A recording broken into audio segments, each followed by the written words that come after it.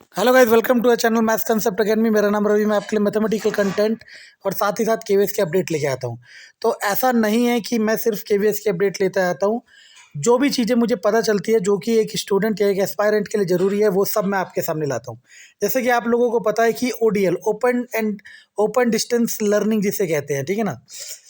तो ऐसी बहुत सारी यूनिवर्सिटीज़ हैं जो ओडीएल प्रोवाइड कराती है, ठीक है ना। लेकिन हम लोग कई बार ऐसी गलती कर देते हैं कि हम ऐसी यूनिवर्सिटी में एडमिशन ले लेते हैं कि जिसका वैलिडेशन या फिर जो यूजीसी अप्रूव्ड नहीं होती है। मतलब यूजीसी ने उसे उस कोर्स के लिए अप्रूव नहीं करा होता जो कि हम जिसमें एडमिशन ले रहे हैं। तो देखो, इससे बचने का एक ही तरीका है कि आप जब भी किसी यूनिवर्सिटी से, ओडीएल से या किसी भी यूनिवर्सिटी में एडमिशन लेते हो किसी भी कोर्स में, तो सबसे पहले यूजीसी की साइट पे जाया करो। वहाँ पे उसने दिखा रखा होता है कि किस किस यूनिवर्सिटी को उसने ब्लैक लिस्ट कर रखा है। समझ आया मैं क्या कह रहा हूँ? तो ये एक बहुत बड़ा इशू है। देखो, अन्नामलाई यूनिवर्सिटी, सभी ने इसका नाम सुना होगा। अब देखो कितनी बड़ी खतरे में बात पड़ गई। आपको हैरानी वाली बात बताऊंगा, आप सुनने की कोशिश करना। अन्नामलाई यूनिवर्सिटी तमिलनाडु में जो है, वो without UGC approval ODL course चला रही थी। पढ़ो क्या लिखा हुआ है। इट हैज कह रहा है कि ये पता चला है कि Annamalai university ODL, open and distance learning programs चला रही है विदाउट अप्रूवल ऑफ यूजीसी। सुन रहे हो मैं क्या कह रहा हूँ? कब से अप्रूवल नहीं है, अब सुनना देखना। सेकंड पैराग्राफ देखो, as per the above regulation no higher education. कह रहा जब तक नहीं ले सकते जब तक कि अप्रूवल ना मिले। थर्ड वाला पढ़ो, the Annamalai university was only recognise to offer any program in ODL till 2014-15। समझ आ रहा है मैं क्या कह रहा हूँ? 2014-15 तक ही इसने अप्रूवल था ओडीएल में प्रोवाइड करने का। आपको एक अंदर की बात बताता हूँ।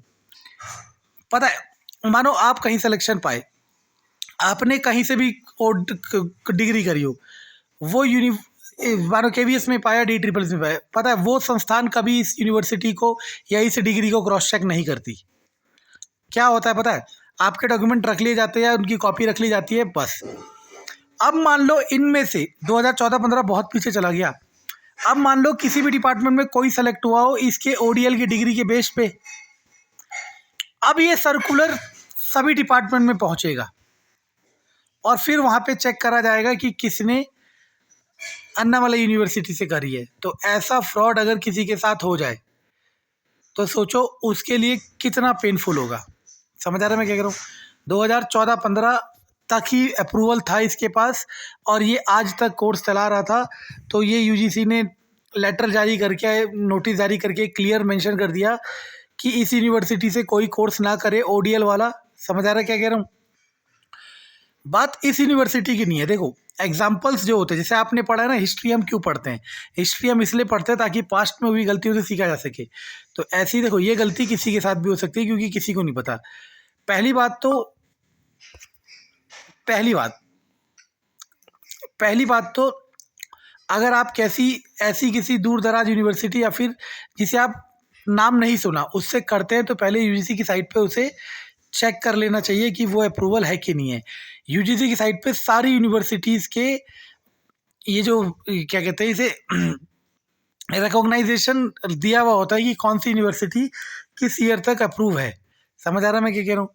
ये चेक कर लिया करो और ब्लैक लिस्ट यूनिवर्सिटी को भी चेक कर लिया करो। बात डिग्री इनवैलिड होने की बिल्कुल भी नहीं है। बात किस चीज़ की है कि मान लो 2016-17 में मैंने इससे ओडीएल से करके केवीएस में सेलेक्ट हो गया। सुनना मैं क्या कह रहा हूँ। अब भाई मेरे पे मत चेक कर लेना, मेरा नहीं है, ठीक है। मान लो सेलेक्ट हो गया और बाद में अब पता चला कि ऐसा नहीं है। अभी क्रॉस चेक नहीं हुआ चलेगा, लेकिन ज़िंदगी भर मेरे को इस बात का डर लगा रहेगा कि अगर क्रॉस चेक हो गया, इंक्वायरी बैठ गई, तो मेरी जॉब तो जाएगी जाएगी, साथ पे सब कुछ चला जाएगा। समझ आ रहा है? तो इस यूनिवर्सिटी को हाईलाइट कर लेना और ऐसी किसी भी यूनिवर्सिटी से ओडीएल करो, क्योंकि एडिशनल कोर्स हर कोई करता है, तो उससे ना करो। सबसे अच्छी भाई मैं तो एक ही बात बताता हूँ, इग्नू से करो, बेस्ट है, ठीक है ना। वो कभी फेल नहीं हो सकती। धन्यवाद।